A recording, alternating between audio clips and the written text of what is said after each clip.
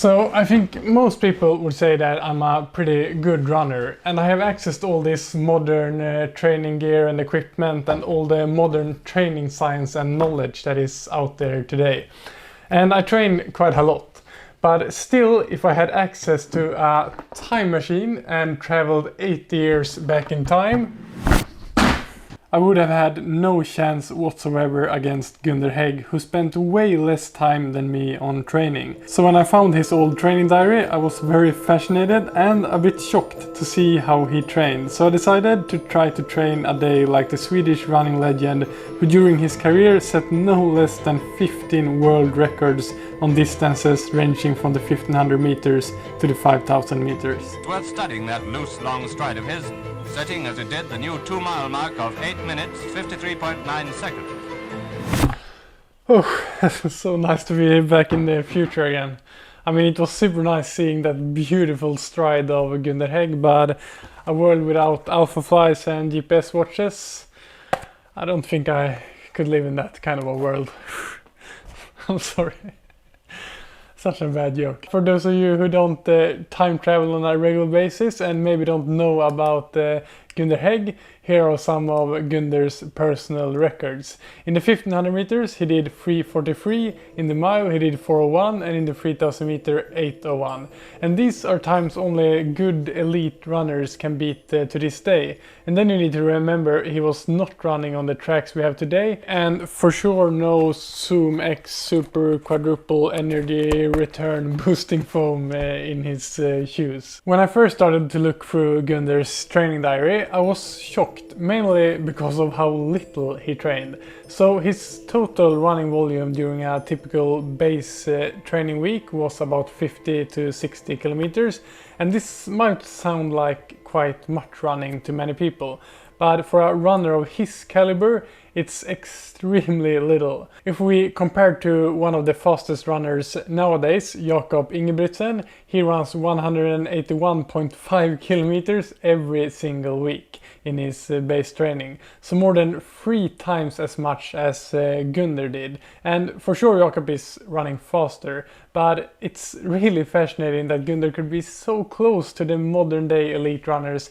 with the kind of training that he did back then. So how was this even possible? First of all, from a young age, Gunther was physically active.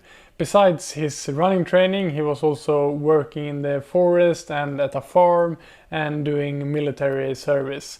So my theory is that he built quite a strong aerobic foundation from his upbringing without thinking of it as training. Also, though he didn't train that much in terms of pure volume and kilometers, a lot of his training was done at a really high pace. And he did a lot of his training in the forest, on tough trails and tough uphills, and during the winter he even did run in deep snow on parts of his runs. Here is actually a picture of him running with some of his training mates in deep snow. He loved to train in the mountains, so there he is running in the snow. And here you also have another interesting picture. Here he is with a fox for some reason. I don't know why he's with a fox. So here we have a typical period of Gunther's training back in 1941.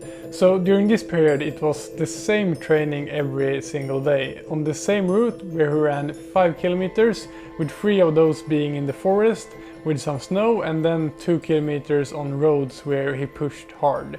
And the training sessions didn't take more than 20 minutes. Just think of that for a second. Who today can say that they only train 20 minutes a day and still run a sub 14-minute 5K?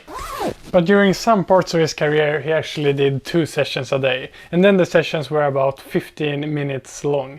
So it's one of these training days that I will try to copy today.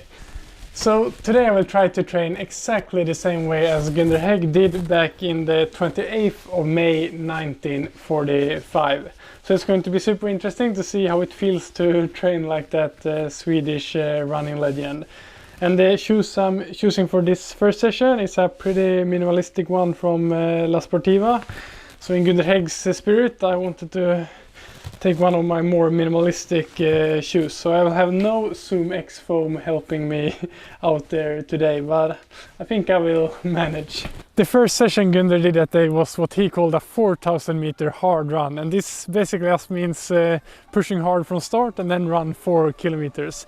And then in typical Gunther fashion, I will run parts on this on the road and then parts of it on a quite hilly forest trail.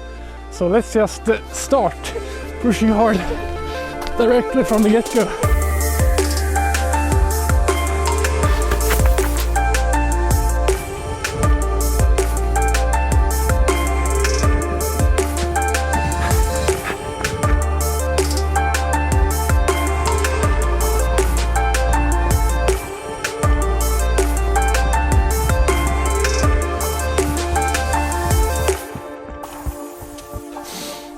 So first training session like Gunther Hägg done, 4K in 16.5 minutes on these forest trails and some roads, and yeah, tried to push hard, pretty hard and super effective workout for sure. So this kind of tough training on many of your training sessions without any easy sessions to build up your body, I would typically say is associated with a quite high injury risk. So how come Gunther was able to train like this without suffering from any bad running related injuries? I have 3 main theories behind this. First of all, he probably built up a really good strength in his body from being active from an early age.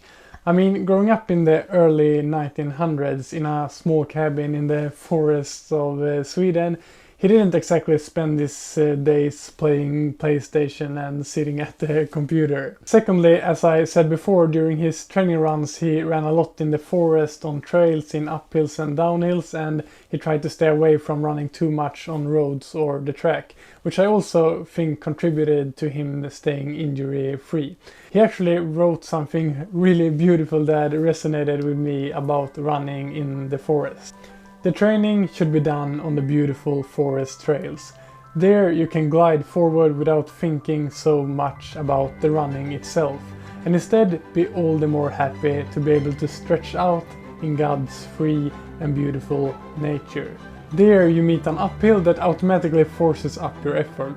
Then follows a downhill, and then the trail continues, either on completely flat ground or on slightly hilly terrain. The surface is soft and uneven, and all of this makes other things than the running itself occupy your thoughts. And all of this together makes you just float forward in a playful, loose stride, without sacrificing any power or losing any of your fire to run. But still you strengthen these 2 factors, for it is fun to run, really fun. That's some beautiful stuff if you ask me. The third reason that I think Gunther could do this tough training without a base of a lot of easy mileage is that I think he had a great natural running stride, and that his body probably was anatomically built to run in an effortless way. Just look at this footage. If that isn't a beautiful stride, then I don't know what is. We could probably sit here and look at that beautiful running stride for a long time, but now it's time for lunch. And what did Gunther eat?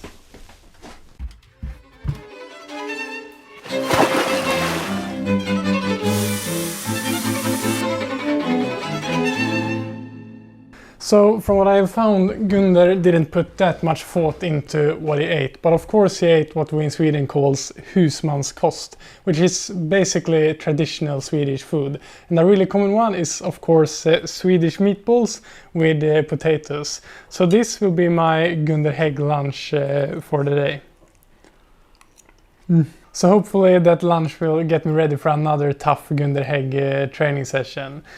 Another thing that really fascinated me when I was reading up about Gunther Hägg was that although one today would say that he didn't train that much, he was actually considered to train more than what was thought to be optimal at the time. He was actually advised by sport experts to not run during the winter, only do walking training then. But Gunther believed in hard and tough training, and in a way he was for sure a pioneer when it comes to training, and that also made him the best runner of his time. And at the time time, Gunder really thought he was pushing the boundaries of what was possible when it comes to training. He actually wrote in his training diary that he thought he was training in a way where it was not possible to train any more and tougher than he did. Another sign of how different the times were when Gunder was competing was the sad story about how he had to end his career at an early age of 27.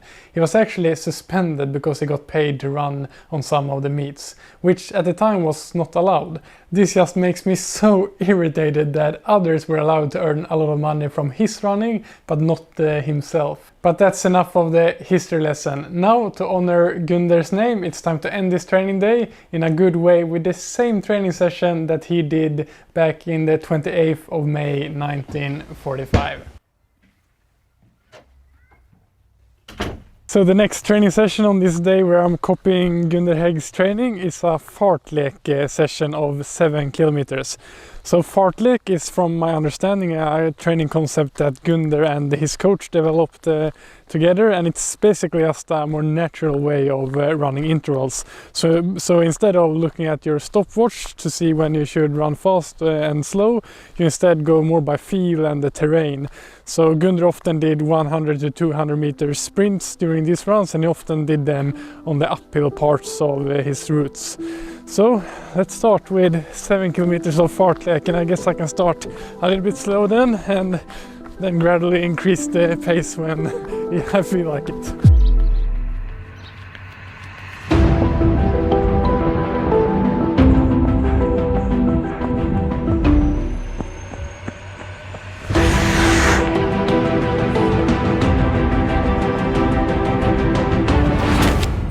When I was finishing up my 7k fartlek run, I thought a bit about what we runners can learn from Gunder Hägg. First of all, I think we runners tend to make things a bit too complicated at times. Gunder really made his training simple, and without advanced interval programs and GPS watches, he still got results that most of us can only dream of.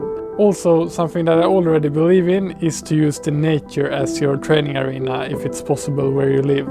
Even though it doesn't allow you to run on that exact pace that your training program says, maybe you'll get an even better workout from pushing up some steep hills in your local forest. And as Gunder said it, running in the nature will not burn out your fire for running.